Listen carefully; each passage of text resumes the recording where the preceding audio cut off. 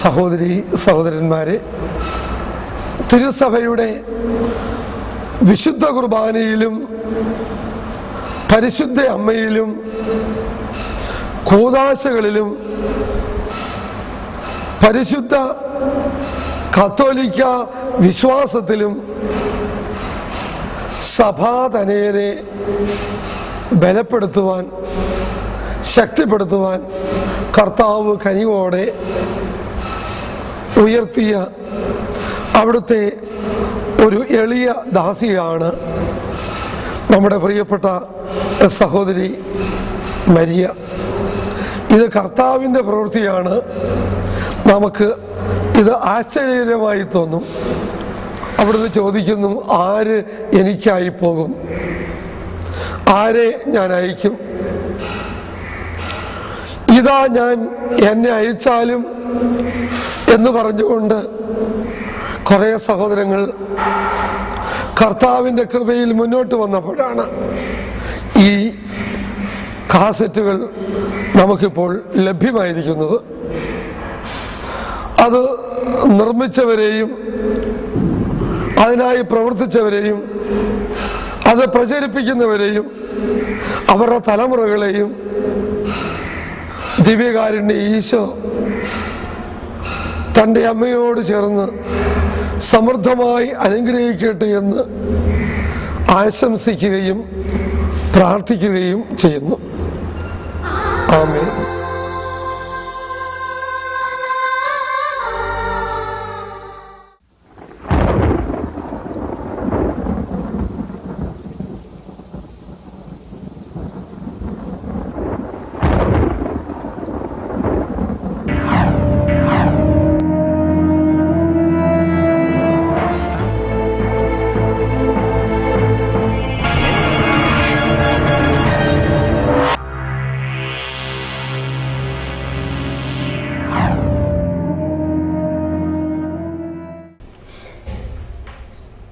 പിതാവും പുത്രനും പരിശുദ്ധാത്മാവുമായ സർവേശ്വര, തിരുമുമ്പിലായിരിക്കുവാൻ ഞങ്ങളെ വിളിച്ചതിനെ ഓർത്തും അവിടുത്തോട് കൂടെ ആയിരിക്കുവാൻ ഞങ്ങളെ അനുവദിച്ചതിനെ ഓർത്തും ഞങ്ങൾ നന്ദി പറയുന്നു. സൈന്യങ്ങളുടെ കർത്താവേ, അങ്ങയുടെ വാസസ്ഥലം എത്ര മനോഹരമാണ്! അങ്ങയുടെ കൂടെ ആയിരിക്കുന്നത് എത്ര മനോഹരമാണ്! നീ ഞങ്ങളെ അനുഗ്രഹിച്ചല്ലോ ദൈവമേ. ദൈവമേ, ഞങ്ങൾ അങ്ങയെ സ്നേഹിക്കുന്നു. ദൈവമേ, ഞങ്ങളാവുന്നത്ര അങ്ങയെ സ്നേഹിക്കുന്നു. അങ്ങ് ആഗ്രഹിക്കുന്നത് പോലെ അവിടുത്തെ ഇഷ്ടം നിറവേറ്റുവാൻ ഞങ്ങളെ അനുഗ്രഹിക്കണമേ. അവിടുന്ന് ഞങ്ങളെ ഭൂമിയിലേക്ക് അയച്ചപ്പോൾ ബലികളോ കാഴ്ചകളോ അവിടുന്ന് ആഗ്രഹിച്ചില്ല. പക്ഷെ അവിടുന്ന് ഞങ്ങൾക്ക് ഒരു ശരീരം സജ്ജമാക്കി തന്നു.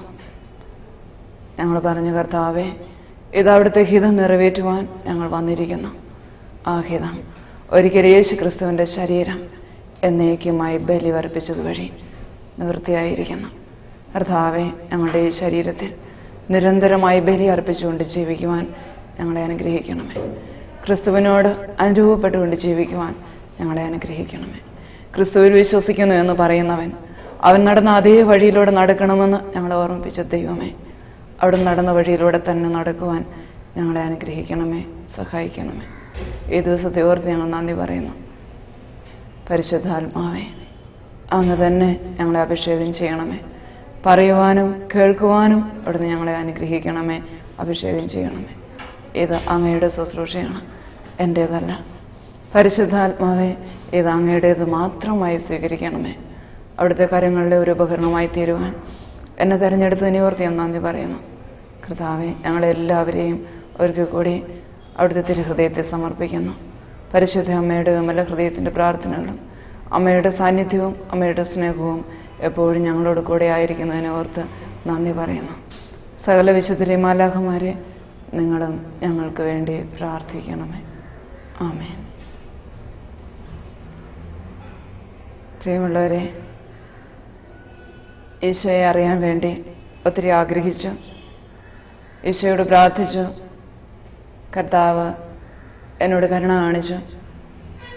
സത്യം എന്താണെന്ന് അറിയാനും സത്യസഭയുടെ അംഗമായി തീരാനും മാത്രമേ ഞാൻ ആഗ്രഹിച്ചുള്ളൂ. അതിനുവേണ്ടി മാത്രം എൻ്റെ ജീവിതം സമർപ്പിച്ചതും അതിനെനിക്ക് എന്തെങ്കിലും പ്രത്യേകമായിട്ട് ഒരു ലാഭം ഉണ്ടാവണമെന്ന് കരുതിയിട്ടൊന്നുമല്ല. സത്യം അറിയണം, എൻ്റെ ആത്മാവ് ദൈവസന്നിധി രക്ഷ കണ്ടെത്തണം, കർത്താവിൻ്റെ കൂടെ എനിക്കായിരിക്കണം. അത്രയും മാത്രമേ ഞാൻ ഈ ജീവിതത്തിൽ ആഗ്രഹിച്ചുള്ളൂ. അങ്ങനെ ആഗ്രഹിച്ച് പ്രാർത്ഥിച്ചപ്പോൾ ഈശോ തന്നെ എനിക്ക് എല്ലാം പറഞ്ഞു തന്ന് തിരുസഭയിലേക്ക് എന്നെ കൂട്ടിക്കൊണ്ടുവന്നു. അങ്ങനെ തിരുസഭയുടെ അംഗമായി തീർന്നു. 96 തിരുസഭയുടെ അംഗമായി തീരുമ്പോൾ ഞാൻ പഞ്ചാബിലെ ജലന്ധർ എന്ന സ്ഥലത്താണ്. ഏതാനും മാസങ്ങൾ കൂടി അവിടെ കഴിഞ്ഞതിന് ശേഷം ഞാൻ കേരളത്തിലേക്ക് മടങ്ങി. ഞാൻ വിചാരിച്ചത് എൻ്റെ പ്രശ്നങ്ങളെല്ലാം അതോടെ അവസാനിച്ചു എന്നാണ്.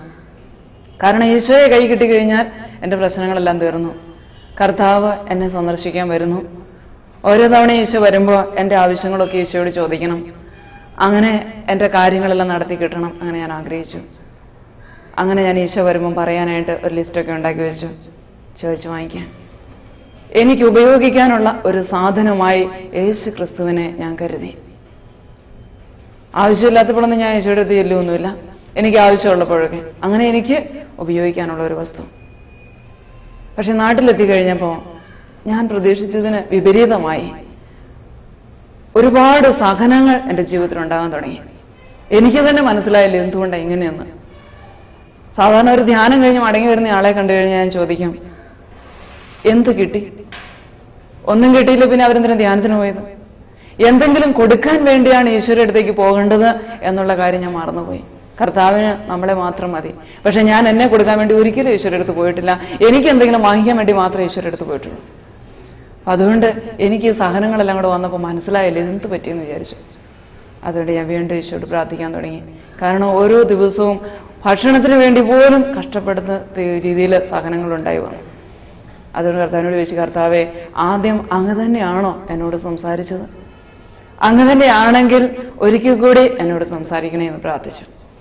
ഏതാനും മാസങ്ങൾ അങ്ങനെ പ്രാർത്ഥിച്ചു. അതിനുശേഷം ഒരു ദിവസം ഈശോ വന്ന് എന്നോട് പറഞ്ഞു, മോളെ, ഞാൻ ഉയർത്തെഴുന്നേറ്റ് സ്വർഗത്തിലേക്ക് പോന്നപ്പോൾ കുരിശ് കൊണ്ടുപോന്നിട്ടില്ല. ഞാനിങ്ങ് പോന്നതേ ഉള്ളൂ. കുരിശ് ഭൂമിയിൽ വെച്ചിട്ടാണ് പോന്നത്. സഹനമില്ലാതെ വിശുദ്ധിയില്ല. നീ എന്നെ കാണണമെന്ന് എനിക്ക് ആഗ്രഹമുള്ളതുകൊണ്ട് ഈ കുരിശ് ഞാൻ എപ്പോഴും നിന്റെ മുമ്പിൽ പിടിച്ചിരിക്കുക. നീ ആ കുരിശിലൂടെയാണ് നടക്കുന്നത്. അപ്പോൾ വേദനയുണ്ടാവും, എങ്കിലും വിഷമിക്കണ്ട. എല്ലാം സന്തോഷത്തോടെ സ്വീകരിക്കാൻ കൃപ കിട്ടണമെന്ന് മാത്രം പ്രാർത്ഥിക്കുക.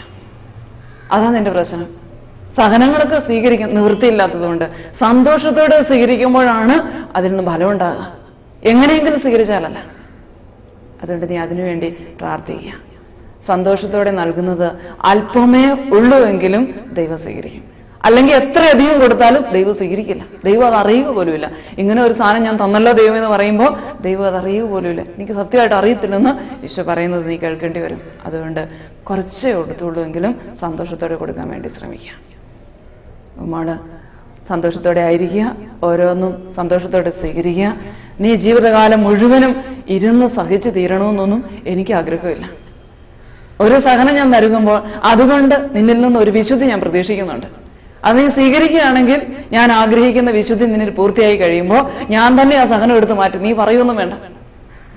പക്ഷെ നീ സ്വീകരിക്കുന്നില്ലാത്തത് കൊണ്ട് എനിക്കത് നിന്നിൽ നിന്ന് എടുത്തു മാറ്റാൻ പറ്റുന്നില്ല. ഇനി ഒരു സഹനം ഞാൻ എടുത്തു മാറ്റിയാൽ ഉടനെ തന്നെ ഞാൻ മറ്റൊന്ന് നിനക്ക് തരും.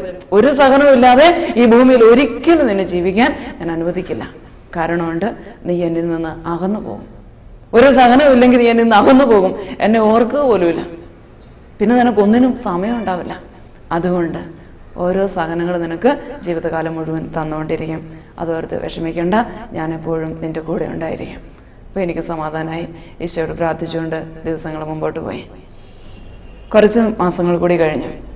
ഞാൻ പറഞ്ഞു, ഈശോ, എനിക്ക് സുവിശേഷ വേല ചെയ്ത് ജീവിക്കാൻ ആഗ്രഹമുണ്ട്. പക്ഷേ എൻ്റെ വീട്ടിലെ സാഹചര്യം അതിനൊന്നും അനുവദിക്കുന്നതല്ല. അപ്പോൾ ഞാൻ വീട്ടിലെ മൂത്തയാളായതുകൊണ്ട് എല്ലാ കാര്യങ്ങളും ഞാൻ ചെയ്യേണ്ടതുണ്ട്. ഞാൻ എന്ത് ചെയ്യണം? ഈശോ പറഞ്ഞ് കാത്തിരുന്ന് പ്രാർത്ഥിക്കുക. ആ വർഷം തന്നെ ശുശ്രൂഷയിൽ ആയിരിക്കുമ്പോൾ രണ്ടാമത് ഈശോ ദർശനം കാണിക്കാൻ തുടങ്ങി. ദൈവരാജ്യത്തെക്കുറിച്ച് പഠിപ്പിക്കാൻ ഈശോ വന്നപ്പോൾ ഈ സുവിശേഷം എന്നെ പഠിപ്പിക്കുക ചെയ്തത്. ആദ്യം സുവിശേഷത്തിൻ്റെ ഒരു വചനം പോലും നല്ലതുപോലെ എനിക്ക് പറയാൻ അറിയത്തില്ല. വചനം അറിയാവുന്നതൊക്കെയും ഈ വചനത്തെ വെട്ടാനും കീറാനും മുറിക്കാനും തർക്കിക്കാനും ഒക്കെ അറിയാവുള്ളൂ. വചനം അല്ലാതെ പറയാൻ അറിയത്തില്ല. സ്നേഹത്തോടെ വചനം ഉപയോഗിക്കാനൊന്നും അറിയത്തില്ല. അതുകൊണ്ട് ഈശോ വന്ന് ഉൽപ്പത്തി മുതൽ വെളിപാട് വരെ എന്നെ പഠിപ്പിക്കുകയാണ് ചെയ്തത്. ആദ്യം എനിക്ക് ഭയങ്കര സന്തോഷമായി. ഒരു ദിവസം സന്ധ്യയ്ക്ക് 6 മണി മുതൽ രാവിലെ 3 മണി വരെ ഈശോ പഠിപ്പിച്ചു. വെളുപ്പിന് 3 മണി വരെ. ഒത്തിരി സന്തോഷത്തോടുകൂടി ഞാൻ ബൈബിൾ തുറന്നു നോക്കി. ഏത് ഭാഗം തുറന്നു നോക്കിയാൽ അതിൻ്റെയൊക്കെ അർത്ഥം അറിയാം. ഭയങ്കര സന്തോഷമായി.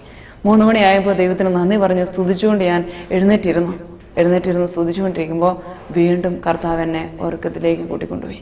5 സെക്കൻഡ് പോലും ഞാൻ ഇരുന്നില്ലെന്നാണ് എനിക്ക് തോന്നുന്നത്. അത്രയും പെട്ടെന്ന് ഉണർന്നിരുന്ന് സ്തുതിച്ച് പ്രാർത്ഥിക്കാൻ തുടങ്ങിയ ഞാൻ വീണ്ടും മയങ്ങി പോവുകയാണ്. അപ്പോൾ രണ്ടാമത് ഈശോ ഒരു ദർശനം കാണിച്ചു തന്നു. ഈ ദർശനത്തിൽ അന്ത്യവിധിയെക്കുറിച്ചാണ് കർത്താവ് എന്നെ പഠിപ്പിച്ചത്, എന്നെ കാണിച്ചു തന്നത്. ആദ്യം കണ്ടത് ആകാശവും ഭൂമിയും എല്ലാം മാറിപ്പോയി. ആകാശത്തിന്റെ ഒരു വശം മാത്രം ഒരു മേഘമുണ്ട്, മിന്നിത്തിളങ്ങുന്ന വെള്ളി മേഘങ്ങൾ. അതിനു മുകളിൽ കൂടി മിന്നൽ പിണരുകൾ പാഞ്ഞു പോയിക്കൊണ്ടിരിക്കുക, ഇടിമിന്നൽ പാഞ്ഞു പോകുന്നത് പോലെ. അങ്ങനെ മിന്നലുകൾ പാഞ്ഞു പോയിക്കൊണ്ടിരുന്നു കുറേ സമയത്തേക്ക്. ആ സമയത്ത് ഞാനൊരു പാട്ട് കേട്ടു. രാജാതിരാജൻ മഹിമയോടെ വാനമേഘത്തിൽ എഴുന്നള്ളാറായി. ആ പാട്ട് കേട്ടു. ഒപ്പം മാലാഹ കുഞ്ഞുങ്ങള് ഓരോ ഗ്രൂപ്പായിട്ട് പാട്ട് പാടിക്കൊണ്ട് ഉപകരണങ്ങളുമായി പാടിക്കൊണ്ട് അന്തരീക്ഷത്തിലേക്ക് വരാൻ തുടങ്ങി. 2 വയസ്സിന് താഴെ പ്രായമുള്ള കുഞ്ഞുങ്ങളുടെ ഒരു സമൂഹമായിരുന്നു ഓരോ ഗ്രൂപ്പും. അവര് ആണാണോ പെണ്ണാണോ എന്നൊന്നും തിരിച്ചറിയാൻ പറ്റില്ല, അതൊന്നും ശ്രദ്ധിക്കാൻ പറ്റുകയില്ല നമുക്ക്. അങ്ങനെ അവരുടെ ഓരോ ഗ്രൂപ്പിലും 10, 12, 16 ഒക്കെ ആളുകളുണ്ടാവും. അവർ പ്രത്യേകമായി ഒരു പ്രത്യേക സ്വരത്തില് മനോഹരമായി ഇത് പാടിക്കൊണ്ടിരുന്നു. ആകാശം മുഴുവൻ അവരെ കൊണ്ട് നിറഞ്ഞു. പിന്നെ അവര് പോകാൻ തുടങ്ങി. അവർ മാറി മാറിപ്പോയി.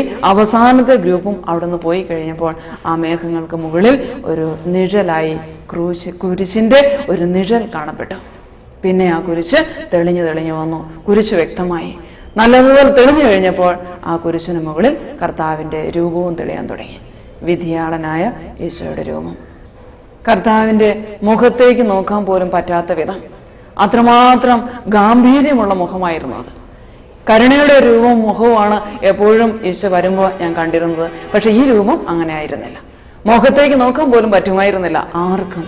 മനുഷ്യനെ കണ്ടിട്ടേ ഇല്ല എന്ന രീതിയിലാണ് ഈശോ നിൽക്കുന്നത്. ആരെയും ശ്രദ്ധിക്കുന്നില്ല.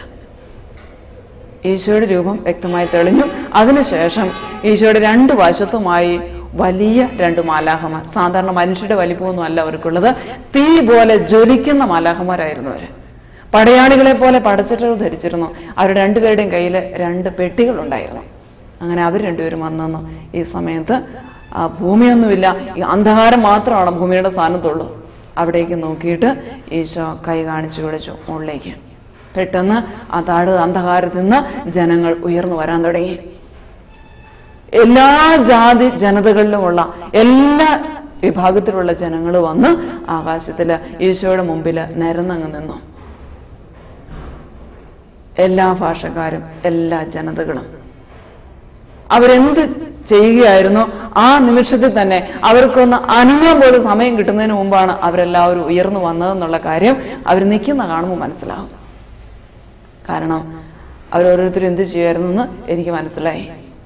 ബലി അർപ്പിച്ചുകൊണ്ടിരുന്ന വൈദികൻ തിരുവോസ്തി കയ്യിലെടുത്ത് ഉയർത്തിയ വടിയാണ്. അത് താഴെ വെക്കാൻ സമയം കിട്ടിയില്ല. ഉയർത്തി പിടിച്ച തിരുവോസ്തിയുമായിട്ടൊരു വൈദികൻ. അങ്ങനെ ഓരോരുത്തരും അങ്ങനെ നിൽക്കുക. വിവാഹം നടന്നുകൊണ്ടിരിക്കുക. ചെയ്തുകൊണ്ടിരുന്ന അതേ കാര്യത്തില് അടുക്കളയിൽ ജോലി ചെയ്തുകൊണ്ട് സ്ത്രീ ആ കറിക്ക് ഇളക്കിക്കൊണ്ടിരിക്കുക. തവി കയ്യെന്ന് വിടാൻ സമയം കിട്ടിയില്ല.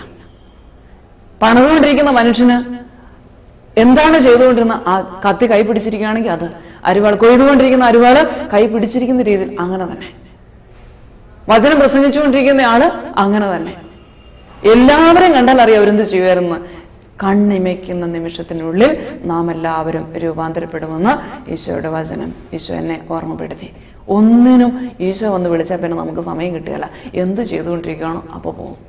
അപ്പൊ അതുകൊണ്ട് നമ്മുടെ ജീവിതത്തിലെ ഓരോ നിമിഷവും വിശുദ്ധമായിരിക്കണം. കാരണം ഈശോ എപ്പോഴാണ് വരുന്നതെന്ന് നമുക്ക് പറയാൻ പറ്റുകയല്ല. അങ്ങനെയാണ് എല്ലാവരും വന്നത്. എല്ലാവരും വന്നു കഴിഞ്ഞപ്പോൾ ആരും ഈശോയുടെ നേരെ നോക്കുന്നില്ല, തല കുനിച്ച് നിൽക്കുക. എനിക്ക് മനസ്സിലായി കർത്താവ് എന്നെ അവിടെ നിന്ന് മാറ്റി നിർത്തിയെന്ന്. കാരണം എനിക്ക് അപ്പോൾ അവിടെ നിൽക്കുന്നവരുടെ വിഷമം എനിക്ക് മനസ്സിലാകുന്നില്ല. എന്നെ ഒരു സൈഡിലേക്ക് മാറ്റി നിർത്തിയിരിക്കുക, ഇവരുടെയൊക്കെ ഇതെല്ലാം കാണാൻ വേണ്ടിയിട്ട്. ആരും ഈശോയുടെ നേരെ നോക്കുന്നില്ല. എനിക്ക് തോന്നി ഹൃദയം മരവിച്ചു പോയെന്ന്. കർത്താവെ കരുണയായിരിക്കണേ എന്ന് പറയാൻ പോലും പറ്റാത്ത ഒരവസ്ഥയിലാണ് എല്ലാവരും ഈശോയുടെ മുമ്പിൽ നിൽക്കുന്നത്. ആരെയും ഒരിക്കലും കണ്ടിട്ടില്ലെന്ന് തോന്നി. കുറച്ച് സമയം കഴിഞ്ഞപ്പോൾ എല്ലാവരും വന്നതിന് ശേഷം ഒരു ദൂതനെ ഈശോ അടുത്തേക്ക് വിളിച്ചു. അദ്ദേഹത്തോട് പെട്ടി തുറക്കാൻ പറഞ്ഞു. പെട്ടി തുറന്ന് മനോഹരമായി പൊതിഞ്ഞു സൂക്ഷിച്ചിരുന്ന പെട്ടി തുറന്നപ്പോൾ അതിനുള്ളിൽ നിന്ന് വേറൊരു ചെറിയ ബോക്സ് എടുത്തു.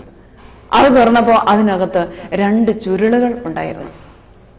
ഇതിൽ ആദ്യത്തെ ചുരുള് കയ്യിലെടുത്തു. ഈശോ വായിക്കാൻ പറഞ്ഞപ്പോൾ അദ്ദേഹം വായിക്കാൻ തുടങ്ങി. മത്തായിയുടെ സുവിശേഷം 25-ാം അധ്യായത്തിന്റെ 31 മുതലുള്ള തിരുവചനങ്ങൾ. അത് മുഴുവനും വായിച്ചു. അത് മാത്രമാണ് ആ ചുരുളിൽ എഴുതി വെച്ചിരുന്നത്. എനിക്ക് വിശന്നു, നിങ്ങൾ ഭക്ഷിക്കാൻ തന്നു. എനിക്ക് ദാഹിച്ചു, നിങ്ങൾ കുടിക്കാൻ തന്നു. ഞാൻ നഗ്നനായിരുന്നു, നിങ്ങൾ എന്നെ ഉടുപ്പിച്ചു. ഞാൻ രോഗിയായിരുന്നു, നിങ്ങൾ എന്നെ കണ്ടു. ഞാൻ കാരാഗൃഹത്തിലായിരുന്നു, നിങ്ങൾ എന്നെ സന്ദർശിച്ചു. ഈ വചനങ്ങൾ മുഴുവനും വായിച്ചിട്ട് അനുഗ്രഹിക്കുന്ന ആ ഭാഗവും വായിച്ചു. അതിനുശേഷം തുടർന്ന് വായിക്കാൻ തുടങ്ങി. ഞാൻ വിശന്നു, നിങ്ങൾ എനിക്ക് ഭക്ഷിക്കാൻ തന്നില്ല. ഞാൻ ദാഹിച്ചു വന്നു, നിങ്ങൾ എനിക്ക് കുടിക്കാൻ തന്നില്ല. ഞാൻ നഗ്നനായിരുന്നു, നിങ്ങൾ എന്നെ ഉടുപ്പിച്ചില്ല. ഇതെല്ലാം ആ ഭാഗങ്ങളും വായിച്ചു. ഒടുവിൽ അതിൻ്റെ ശപിക്കുന്ന വചനവും കൂടി വായിച്ചു. ശാപത്തിന്റെ വചനം കൂടെ വായിച്ചു തന്നപ്പോൾ കഴിഞ്ഞു. ആ ചുരുള് അടച്ച് അതുപോലെ തന്നെ റിബണിട്ട് കെട്ടി പെട്ടിക്കകത്ത് വെച്ചു. രണ്ടാമത്തെ ചുരുളെടുത്തു. എന്നിട്ട് വീണ്ടും വായിക്കാൻ തുടങ്ങി. മർക്കോസിന്റെ സുവിശേഷം 7-ാം അധ്യായത്തിന്റെ 15 മുതലുള്ള തിരുവചനങ്ങൾ. പുറമേ നിന്ന് ഉള്ളിലേക്ക് പ്രവേശിച്ച് നിങ്ങളെ അശുദ്ധരാക്കാൻ ഒന്നിനും കഴിയുകയില്ലെന്ന് ഞാൻ നിങ്ങളോട് പറഞ്ഞതല്ലേ. നിങ്ങളുടെ ഉള്ളിൽ നിന്ന് പുറത്തേക്ക് വന്നതാണ് നിങ്ങളെ അശുദ്ധരാക്കിയത്. ഉള്ളിൽ നിന്ന് എന്തൊക്കെയാ പുറത്തേക്ക് വരുന്നതെന്നും വിശദമായിട്ട് എഴുതി വെച്ചിട്ടുണ്ട്. ഇത് മുഴുവൻ വായിച്ചു. അതിനുശേഷം ആ ചുരുളും അതുപോലെ തന്നെ അടച്ച് കെട്ടി പെട്ടിക്കകത്ത് വെച്ച് ബോക്സും അടച്ച് പെട്ടി അടച്ച് അദ്ദേഹം അവിടെ നിന്ന് മാറിപ്പോയി. അപ്പോൾ ഈശോ ഇരിക്കുന്ന ജനത്തിലെ ഓരോരുത്തരുടെ നേരെയും വിരൽ ചൂണ്ടി. ഈ സമയത്ത് ഇത് വായിക്കുന്ന സമയത്ത് എല്ലാവരും ഒന്ന് തലയുയർത്തി നോക്കി. അല്ലെങ്കിൽ ആർക്ക് സാധിക്കുകയല്ല ഈശോയുടെ മുമ്പിൽ നിൽക്കാൻ പോലും സാധ്യമല്ല മനുഷ്യന്. മനുഷ്യപുത്രൻ വരുമ്പോൾ അവന്റെ മുമ്പിൽ നിൽക്കാൻ നമുക്ക് സാധ്യമല്ല. നമ്മൾ ഏത് വലിയ വിശുദ്ധരാണെന്ന് പറഞ്ഞാലും ശരി. കാരണം വിശുദ്ധരൊക്കെ അവിടെ നിൽപ്പുണ്ട്. ആരും ഈശോയുടെ നേരെ സൂക്ഷിച്ചു നോക്കുന്നൊന്നുമില്ല. ഈ കൈ ഇങ്ങനെ ചൂണ്ടി ഈശോ ഓരോരുത്തരുടെയും മുഖത്തേക്ക് എന്നിട്ട് പറഞ്ഞു, പുറമേ നിന്ന് ഉള്ളിലേക്ക് പ്രവേശിച്ച് നിങ്ങളെ അശുദ്ധരാക്കാൻ ഒന്നിനും കഴിയുകയില്ലെന്ന് ഞാൻ നിങ്ങളോട് പറഞ്ഞതല്ലേ. നിങ്ങളുടെ ഉള്ളിൽ നിന്ന് പുറത്തേക്ക് വന്നതാണ് നിങ്ങളെ അശുദ്ധരാക്കിയത്. ഇത് ഏതാനും തവണ ഈശോ ആവർത്തിച്ചു. അതിനുശേഷം കൈതാത്തിയിട്ടപ്പോൾ എല്ലാവരുടെയും തലയും കുനിഞ്ഞു. പിന്നെ ആരും ഈശോയുടെ നേരെ നോക്കുന്നില്ല. കർത്താവ് രണ്ടാമത്തെ ദൂതനെ അടുത്തേക്ക് വിളിച്ചു. അദ്ദേഹത്തിന്റെ കയ്യിലെ ബോക്സിൽ വളരെ വലിയ ഒരു പുസ്തകമായിരുന്നു. ആ ബുക്ക് തുറന്നു വെച്ചു. തുറന്നപ്പോ തിളങ്ങുന്ന താളുകളാണ് അതിന്റെ. അതിലെ ഒരു താള് കയ്യില്, ആദ്യത്തെ താള് മറിച്ചപ്പോ അവിടെ ഒരാളുടെ പേര് എഴുതിയിട്ടുണ്ട്.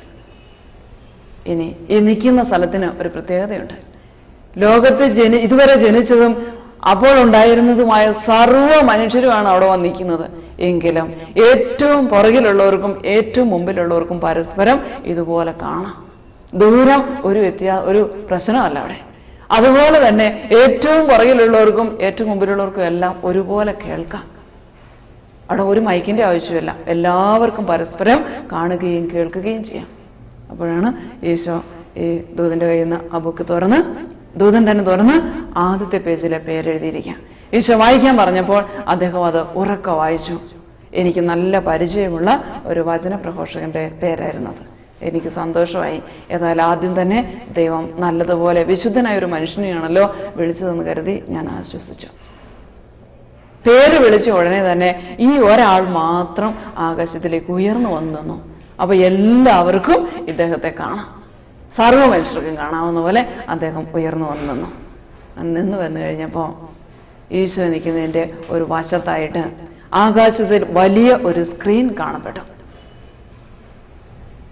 ഈ മനുഷ്യന്റെ ജീവിതത്തിലെ ജനിച്ച അന്ന് മുതൽ മരിച്ച് ശവസംസ്കാരത്തിന്റെ അന്ന് വരെ അദ്ദേഹം അറിയാതെ ഒരാൾ പുറകെ നടന്ന് കാസറ്റിൽ ജീവിതം മുഴുവൻ പിടിച്ചാൽ എങ്ങനെയുണ്ടോ അത് മുഴുവൻ കാസറ്റിൽ കാണുന്ന പോലെ, സിനിമയിൽ കാണുന്ന പോലെ നമ്മൾ ആ സ്ക്രീനിൽ കാണാൻ തുടങ്ങി. ജീവിതം മുഴുവനും ആ മനുഷ്യൻ കൂടുതലായിട്ടൊരു ശ്വാസം ഇട്ടിട്ടുണ്ടെങ്കിൽ, ഒന്ന് മൂടിയിട്ടുണ്ടെങ്കിൽ അതുവരെയും ഇതിൽ കേൾക്കാം. ഹൃദയത്തിൽ പറഞ്ഞതൊക്കെ പരസ്യമായിട്ട് വിളിച്ചു പറയുന്നത് പോലെ നമുക്ക് കേൾക്കാം. ജീവിതം മുഴുവൻ ഇതിങ്ങനെ കാണാൻ തുടങ്ങി. അദ്ദേഹം വീഴുന്നു, പലപ്പോഴും ആത്മീയമായിട്ട് വീണുപോയി. വീണ്ടും ഈശോ അദ്ദേഹത്തെ ആശ്വസിപ്പിച്ച് താങ്ങിയെടുത്തുകൊണ്ടിരുന്നു. വീണ്ടും നടക്കുന്നു, വീണ്ടും തെറ്റുകൾ ചെയ്യുന്നു, വീണ്ടും കർത്താവ് സഹായിക്കുന്നു. അങ്ങനെയെല്ലാം മുമ്പോട്ട് പോവുകയാണ്. എന്നാൽ ഇദ്ദേഹം കണ്ണുനീരോടും വലിയ ദുഃഖത്തോടും കൂടി കുമ്പസാരിക്കാൻ വേണ്ടി പോകുമ്പോൾ ആ കുമ്പസാരക്കൂടിന്റെ അടുത്ത് ചെല്ലുന്നത് വരെ കാണിക്കുള്ളൂ. ആ സമയത്ത് കരഞ്ഞുകൊണ്ട് കുമ്പസാരിച്ച് ഏറ്റുപറഞ്ഞ് അനുഭവിച്ച് ഹൃദയം നുറുങ്ങി പൊട്ടി കരയുന്നുണ്ട്. കുമ്പസാരിച്ചിട്ട് എഴുന്നിട്ട് പോരാൻ പറ്റാത്ത വിധം അദ്ദേഹം തകർന്നവനായിട്ട് അവിടെ ഇരിക്കുന്നുണ്ട്. ആ സമയത്ത് അദ്ദേഹം പറഞ്ഞ കാര്യങ്ങളൊന്നും സ്ക്രീനിൽ കാണുകയല്ല. ബാക്കി അദ്ദേഹത്തിന്റെ ജീവിതത്തിൽ അനുതാപം ഇല്ലാതെ കുമ്പസാരിച്ചതും ഒക്കെ വെറുതെ ചെന്ന് ഒരു ബോധ്യപ്പെടുത്തിന് വേണ്ടി പറഞ്ഞതും എല്ലാം അത് മുഴുവനും ഇതിൽ കാണിക്കുക. കുറെ കഴിഞ്ഞപ്പോൾ അദ്ദേഹത്തിന്റെ തല താന്നു. പിന്നെ അദ്ദേഹം നേരെ നോക്കിയില്ല. എല്ലാ മനുഷ്യരും ഇത് കണ്ടുകൊണ്ടിരിക്കുക. അപ്പോൾ ഈശോയുടെ സ്വരം ഞാൻ കേട്ടു. ഒരിക്കൽ തിരുവചനത്തിൽ ഞാനിങ്ങനെ എഴുതി വെച്ചത് നീ ഓർക്കുന്നുണ്ടോ? നിങ്ങൾ വീടിന് മുറിക്കുള്ളിൽ ഇരുന്ന് രഹസ്യത്തിൽ സംസാരിച്ചത് പുരമുകളിൽ നിന്ന് വിളിച്ചു പറയുന്ന ഒരു ദിവസം വരും, ഒരു സമയം വരും എന്ന് ഞാൻ പറഞ്ഞിരുന്നല്ലോ. അപ്പൊ നീ എന്താ വിചാരിച്ചത്? നീ പെരയ്ക്കകത്തിരുന്ന് പറഞ്ഞതൊക്കെ ആരെങ്കിലും നിന്റെ വീടിന്റെ മുകളിൽ കയറി വിളിച്ചു പറയുന്നു വിചാരിച്ചോ? ഇങ്ങനെ ഒരു ദിവസം വരുന്ന കാര്യമാണ് ഞാൻ സൂചിപ്പിച്ചത്. സർവ്വ മനുഷ്യരും അറിയുന്ന ഒരു ദിവസം വരും, അതേക്കുറിച്ച് ഞാൻ സൂചിപ്പിച്ചത്. അപ്പോൾ ഇത് മുഴുവനും ഓടിക്കൊണ്ടിരുന്നു, കണ്ടുകൊണ്ടിരുന്നു. എല്ലാ മനുഷ്യരും കണ്ടു. ഇദ്ദേഹം മാത്രം തല കുനിച്ചു വന്നു. അവസാനം അത് അവസാനിച്ചു. അദ്ദേഹത്തിന്റെ ശവസംസ്കാരത്തോടു കൂടി കാസറ്റ് തീർന്നു കഴിഞ്ഞപ്പോൾ ഈശോ അദ്ദേഹത്തെ മുമ്പിലേക്ക് മാറ്റി നിർത്തിയിട്ട് അദ്ദേഹത്തിന്റെ മുഖത്തേക്ക് നോക്കിയിട്ട് നീ അങ്ങനെയാണോ ഇങ്ങനെയാണോ എന്നൊന്നും ചോദിച്ചില്ല. ആ മനുഷ്യന്റെ ഹൃദയത്തിൽ അയാൾ ആരാണോ അത് ഒരൊറ്റ വാക്കിൽ ഈശോ സംസാരിച്ചു. നീ അങ്ങനെയാണോ ഇങ്ങനെയാണോ എന്നൊന്നും ചോദിച്ചില്ല. സകലവിധ ആസക്തികളും നിറഞ്ഞവനാണ് നീ, അത്ര പറഞ്ഞു. അങ്ങനെ അല്ലെന്ന് ആ മനുഷ്യനോട് പറയാനും പോയില്ല. ഈശോ കൈവീശി. പിന്നെ ഞാൻ അയാളെ കണ്ടില്ല. പിന്നെ അടുത്തയാളുടെ പേര് വിളിച്ചു. അങ്ങനെ ഓരോരുത്തരെ പേര് വിളിക്കും. അവരുടെ ജീവിതം ഇങ്ങനെ സ്ക്രീനിൽ കാണും. അവസാനം വിധിക്കും. ഇങ്ങനെ പോവുകയാണ്. കുറെ സമയം കഴിഞ്ഞപ്പോൾ ഒരു ചേച്ചിയുടെ പേര് വിളിച്ചു. എനിക്ക് നല്ല പരിചയമുണ്ട്. ഞായറാഴ്ച പള്ളിയിൽ പോലും പോവുകയല്ല ചേച്ചി. ഞങ്ങൾ പള്ളിയിൽ പോകുമ്പോൾ ചേച്ചി അവിടെ നിന്ന് വഴിയിലിരുന്ന് സൈഡിൽ എവിടെയിരുന്ന് പുല്ല് എത്തുന്ന കാണാം. അപ്പൊ ഞങ്ങൾ കൂട്ടത്തിൽ പോകുന്നവരെല്ലാവരോടും പറയും ഇതിന് ഞായറാഴ്ചയെങ്കിലും ഒന്ന് പള്ളിയിൽ പോകാൻ പാടില്ല എന്ന് പറഞ്ഞ് ആ ചേച്ചിനെ കുറ്റം വിധിച്ചുകൊണ്ട് ഞങ്ങളെല്ലാവരും പള്ളിയിൽ പോകും. അത് അവിടെ ഇരുന്ന് പുല്ല് എത്തിക്കൊണ്ട് വീട്ടിലേക്കും പോകും. ഈ ചേച്ചിയുടെ പേര് വിളിച്ചു. എനിക്ക് മനസ്സിലായി ഇപ്പൊ തന്നെ വലിയൊരു വിധി ഞാൻ കാണുമെന്ന്. അതുകൊണ്ട് ഞാൻ കണ്ണം കടച്ചു. ഇത് കഴിഞ്ഞിട്ട് തുറക്കാന്ന് വിചാരിച്ചു. കുറെ സമയം കഴിഞ്ഞിട്ട് ഒരു അനക്കവും കേൾക്കുന്നില്ല. അപ്പൊ അതുകൊണ്ട് ഞാൻ പതുക്കെ കണ്ണ് തുറന്നു നോക്കി. അപ്പോൾ ഈശോ എന്നെ നോക്കി നിൽക്കുക, ഞാൻ കണ്ണ് തുറക്കാൻ വേണ്ടി. അവിടെ ഒരു സ്ക്രീനും ഇല്ല, ഒരു കാഴ്ചയില്ല. ഈ ചേച്ചി അവിടെ നിൽപ്പുണ്ട്. ചേച്ചിക്ക് ഒരു പ്രതീക്ഷയില്ല. ചേച്ചി നരകത്തിൽ പോകാൻ റെഡി ആയിട്ട് നിൽക്കുക. കാരണം അതിനറിയാം അതിന്റെ ജീവിതം എന്തായിരുന്നു എന്ന്. അതുകൊണ്ട് സ്വർഗത്തെക്കുറിച്ച് ചിന്തിക്കുന്ന പോലുമില്ല. എപ്പോഴായിരുന്നു വിടുന്ന നരകത്തിലേക്ക് പോയേക്കാന്ന് വിചാരിച്ചു മാത്രം ഒരു പ്രതീക്ഷയില്ലാതെ നിരാശയോടുകൂടി വലിയ വേദനയോടുകൂടി തലയും കുനിച്ച് അവിടെ നിൽക്കുക. അപ്പോൾ ഞാൻ കണ്ണു തുറന്ന് ഈശോയുടെ നേരെ നോക്കി കഴിഞ്ഞപ്പോൾ ഈശോ ചേച്ചിയുടെ നേരെ നോക്കി. എന്നിട്ട് പറഞ്ഞു, ഞാൻ നിന്റെ മനസ്സറിയുന്നു, എനിക്ക് നിന്റെ ഹൃദയം അറിയാം, അത് മതി. ഒന്നും കണ്ടില്ല. ചേച്ചിക്ക് വിശ്വസിക്കാൻ പറ്റാതെ അത് കൈകൾ കൂപ്പുക മാത്രം ചെയ്തു. അപ്പോൾ ഈശോ എൻ്റെ നേരെ തിരിഞ്ഞു എന്നോട് പറഞ്ഞു, മറ്റൊരുവനെ വിധിക്കുമ്പോൾ നീ ആര് തന്നെ ആണെങ്കിലും നിനക്ക് ന്യായീകരണമില്ല എന്ന് ഞാൻ പറഞ്ഞത് നീ മറന്നുപോയി. നീ ആരാണെങ്കിലും വേറെ ആളെ വിധിക്കുമ്പോൾ നിനക്ക് ന്യായീകരണമില്ല. നീ ഒരു വിശുദ്ധയാണെങ്കിൽ പോലും, നീ കത്തോലിക്ക സഭയിലുള്ള ആളാണോ, പെന്തക്കോസ്ത് സഭയിലുള്ള ആളാണോ, വിശുദ്ധയാണോ, മാർപ്പാപ്പയാണോ, ഇതൊന്നും പറഞ്ഞിട്ടില്ല. നീ ആര് തന്നെയാണെങ്കിലും മറ്റൊരുവനെ വിധിക്കുമ്പോൾ നിനക്ക് ന്യായീകരണമില്ല. വിധിയെല്ലാം പിതാവ് പുത്രനെ ഏൽപ്പിച്ചിരിക്കുക. പുത്രൻ അത് നിന്നെ ഏൽപ്പിച്ചിട്ടില്ല. പുത്രൻ വിധിച്ചോളും. അതുകൊണ്ട് വിധിക്കരുത്. ഇനി ഈ ഒരു വ്യക്തിയുടെ ജീവിതത്തിൽ എന്നാണ് യേശുക്രിസ്തു ഇടപെടുന്നതെന്ന് നിനക്കറിയാൻ പറ്റില്ല. പിതാവ് ആകർഷിക്കാതെ ആരും പുത്രന്റെ സന്നിധിയിൽ എത്തുന്നുമില്ല. അതിനു മുമ്പ് ഇവന്റെ ജീവിതം നശിച്ചതാ, ഇവന്റെ ആത്മാവ് നശിച്ചതാ, ഇവൻ നശിച്ചു പോകുകയുള്ളൂ നീ വിധിച്ചാൽ അവന്റെ സമയമാകുമ്പോൾ അവൻ രക്ഷിക്കപ്പെട്ടുകൊള്ളും. അവനെ വിധിച്ചതിന്റെ പേരിൽ നീ ശിക്ഷിക്കപ്പെടുകയും ചെയ്യും. പിന്നെ എന്തിനാ നീ വെറുതെ ഈ ശിക്ഷ ഏറ്റുവാങ്ങുന്നത്? അപ്പൊ അതുകൊണ്ട് ആരെയും വിധിക്കണ്ട. അവരുടെ ജീവിതത്തിൽ ദൈവം ഇടപെടണമേ എന്ന് അവരുടെ കുറവ് കാണുമ്പോൾ പ്രാർത്ഥിച്ചാൽ മതി. ചേച്ചി സന്തോഷത്തോടെ കർത്താവ് അവിടെ നിന്ന് പറഞ്ഞയച്ചു. വീണ്ടും ഓരോരുത്തരെ വിധിക്കുകയാണ്. ഒടുവിൽ 2 വൈദികരുടെ പേര് വിളിച്ചു. അവർ രണ്ടുപേരും ഒരുമിച്ച് രക്തസാക്ഷികളായി തീർന്നതാണ്. പേര് വിളിച്ചു കഴിഞ്ഞാൽ സ്ക്രീനിൽ കാണുകയാണ് സാധാരണ ചെയ്യാറ്. അല്ലെങ്കിൽ അവരവിടെ എഴുന്നേറ്റ് നിൽക്കും. ഇനി സ്ക്രീനിൽ കാണിക്കാൻ ഈശോ ആഗ്രഹിക്കുന്നില്ല. വിശുദ്ധരുടെ ജീവിതമൊക്കെ ആണെങ്കിൽ, കാരണം അവർ വേണ്ട വിധത്തിൽ അനുദപിച്ച് തന്നെ മരിച്ചത്. പാവങ്ങളെ കുറിച്ച് ഓർത്ത്, പാപം ചെയ്തിട്ടുണ്ടെങ്കിൽ അതേക്കുറിച്ച് ഓർത്ത് അനുദപിച്ച് തന്നെ വിശുദ്ധീകരിച്ചതിന് ശേഷമാണ് അവർ കർത്താവിന്റെ സന്നിധിയിലേക്ക് മടങ്ങിപ്പോയത്. എന്നാൽ ഇതൊന്നും അല്ലാതെ പേര് വിളിച്ച് അവിടെ നിൽക്കുന്നില്ല ഇവർ രണ്ടുപേരും. അവർ പറഞ്ഞു വരിക ഈശോയുടെ നേരെ. എന്നിട്ട് ഈശോയുടെ ഹൃദയം ജ്വലിച്ച് അത് തുറന്നു. ഇവർ രണ്ടുപേരും ഈശോയുടെ ഹൃദയത്തിലേക്ക് പ്രവേശിച്ചു. ഹൃദയം പൂർവ്വസ്ഥിതിയിലായി. അപ്പൊ എനിക്ക് അത്ഭുതമായി. ഇവരെന്താ ഇങ്ങനെ? അവര് സ്ക്രീനിൽ ഒരു കണ്ടുമില്ല, വിധിച്ചുമില്ല, അവരെ എഴുന്നേൽപ്പിച്ചു നിർത്തിയില്ല, ഒന്നും സംഭവിക്കാതെ എന്താ ഇങ്ങനെ ചെയ്തത്? ഈശോ പറഞ്ഞു, മോളെ, അന്ത്യവിധിയുടെ സമയത്താണ് ഞാൻ ഏറ്റവും വിഷമിക്കുന്നത്, സ്നേഹത്തിന്റെ കാര്യത്തിൽ.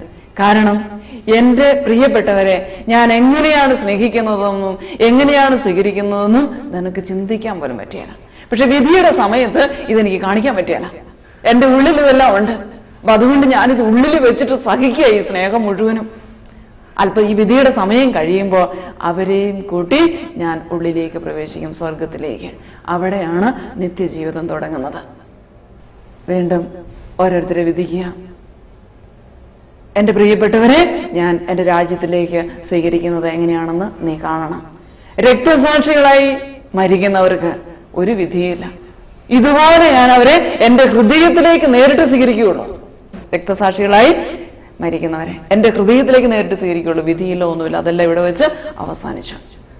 അപ്പം അതുകൊണ്ട് നീയും ഒരുങ്ങി കാത്തിരിക്കുക. കർത്താവിന് ഹിതമാണെങ്കിൽ രക്തസാക്ഷിയാകണമേ എന്ന് പ്രാർത്ഥിക്കുക. അത് ദൈവത്തിൻ്റെ ദാനമാണ്. നിനക്ക് നേടിയെടുക്കാൻ പറ്റുന്നതല്ല രക്തസാക്ഷിത്വം. ദൈവം അനുവദിച്ചെങ്കിൽ മാത്രം കിട്ടുന്ന ഒരു ദാനമാണത്. അപ്പം അതുകൊണ്ട് നീ ആഗ്രഹിച്ച് പ്രാർത്ഥിക്കുക, ദൈവഹിതം നിറവേറട്ടെ എന്ന്. അപ്പോൾ വീണ്ടും കുറേ പേരുടെ കൂടെ വിധി കഴിഞ്ഞു. അവസാനം എൻ്റെ പേര് വിളിച്ചു. എൻ്റെ പേര് വിളിച്ചപ്പോൾ എന്നെ ഇറക്കി താഴെ ആൾക്കൂട്ടത്തിനകത്തേക്ക് ഇറക്കി നിർത്തി. അപ്പോഴാണ് അവിടെ നിന്നവരെന്താ അനുഭവിച്ചതെന്ന് എനിക്ക് മനസ്സിലായത്. ഇത്രയും സമയം കാണാൻ വേണ്ടി മാറ്റി നിർത്തിയിരിക്കുകയായിരുന്നു. ശിരസ് മുതൽ പാദം വരെ ഒരു തുണി, എണ്ണയ്ക്കകത്ത് മുക്കിയ ഒരു തുണി ചുറ്റിയതിന് ശേഷം ആ തുണി ജീവനുള്ള എനിക്ക് തീ കൊടുത്താല് ജീവനോടെ എൻ്റെ അസ്ഥിയും മാംസവും എല്ലാം കത്തി ഉരുകുന്നത് പോലെ ഒരനുഭവമായിരുന്നു അത്. പുറം മുഴുവൻ കത്തി ഉരുകുകയാണ്. ജീവനോടെ ഞാൻ കത്തിക്കൊണ്ടിരിക്കുക. എൻ്റെ അസ്ഥിയും മാംസവും അടക്കം ഞാൻ കത്തിക്കൊണ്ടിരിക്കുകയാണ്. എന്നാൽ എൻ്റെ ഹൃദയത്തിൻ്റെ സ്ഥാനത്ത് 1000 കിലോ ഭാരമുള്ള ഐസ് കട്ടയാണ്. അവിടെ ഒരു ചിന്തയുമില്ല, ഒരു വികാരങ്ങളുമില്ല. കരുണയായിരിക്കണമെന്ന് പറയാൻ പോയിട്ട് യേശുവേ എന്ന പേര് പോലും മറന്നു പോകുന്നുമില്ല. ശൂന്യത മാത്രമുള്ള ഭാരമേറിയ ഒരവസ്ഥ ഹൃദയത്തിന്. അതുകൊണ്ട് ഈശോ പറഞ്ഞു, മോളെ, ഈ ഭൂമിയിൽ നിന്റെ ജീവന്റെ അവസാനത്തെ ശ്വാസം പോകുന്നത് വരെയും ഞാൻ കരുണയായിരിക്കും. അതിൻ്റെ ആ നിമിഷം കഴിഞ്ഞാൽ പിന്നെ ഞാൻ നീതിയായിരിക്കും. അതുകൊണ്ട് അവസാന നിമിഷം വരെ കരുണയ്ക്ക് വേണ്ടി പ്രാർത്ഥിച്ചോളുക. അത് കഴിഞ്ഞാൽ ഞാൻ നീതിയായിരിക്കും എന്ന കാര്യം മറക്കുകയും വരുത്.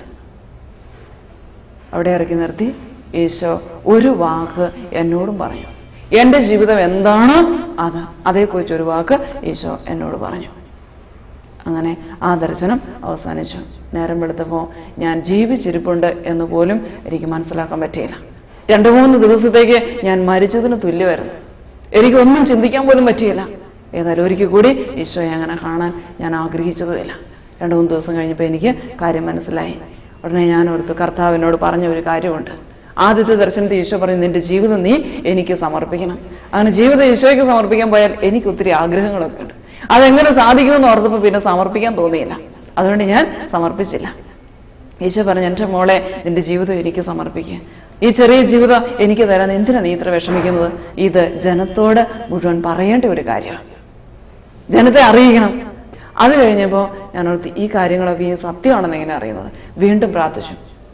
അങ്ങനെ പ്രാർത്ഥിച്ച് വീട്ടിലിരുന്ന് ചോദിച്ചു, കർത്താവേ, ഇതൊക്കെ നിന്റെ ഹിതം തന്നെയാണോ? നീ തന്നെയാണോ ഈ ദർശനമെല്ലാം എന്നെ കാണിച്ചു തന്നത്? അങ്ങനെയാണെങ്കിൽ നീ തിരുവചനത്തിലൂടെ എനിക്ക് മനസ്സിലാകുന്ന ഭാഷയിൽ എന്നോടൊന്ന് സംസാരിക്കണമേ.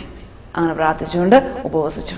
ഉപവാസത്തിൻ്റെ അവസാനം ഈ ദർശനത്തെ സമർപ്പിച്ച് ഇത് ദൈവഹിതമാണെങ്കിൽ വെളിപ്പെടുത്തി തരണമെന്ന് പ്രാർത്ഥിച്ചപ്പോൾ കർത്താവ് അപ്പസ്തോല പ്രവർത്തനം 22-ാം അധ്യായത്തിൻ്റെ 10 മുതലുള്ള വചനങ്ങൾ പറഞ്ഞു തന്നു.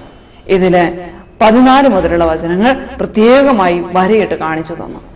നമ്മുടെ പിതാക്കന്മാരുടെ ദൈവത്തിന്റെ ഹിതമറിയാനും നീതിമാനായവനെ ദർശിക്കാനും അവന്റെ അധരത്തിൽ നിന്നുള്ള സ്വരം ശ്രവിക്കാനും നിന്നെ അവിടുന്ന് നിയമിച്ചിരിക്കുന്നു. നീ കാണുകയും കേൾക്കുകയും ചെയ്തതിനെ കുറിച്ച് എല്ലാ മനുഷ്യരുടെയും മുമ്പാകെ നീ അവന് സാക്ഷിയായിരിക്കും. എനിക്ക് മനസ്സിലായി, കർത്താവിനെ വെറുതെ വിടുകയില്ല. ഇത് ഞാൻ തന്നെ പറയണമെന്ന്. അതുകൊണ്ട് വീണ്ടും പ്രാർത്ഥിക്കാൻ വേണ്ടി പോയി. 40 ദിവസം ഉപവസിച്ച് പ്രാർത്ഥിച്ചു. നെല്ലിപ്പാറ തപോവനത്തിൽ കുറ്റിക്കലശിന്റെ അനുവാദത്തോടു കൂടി വന്നിരുന്ന് പ്രാർത്ഥിച്ചു.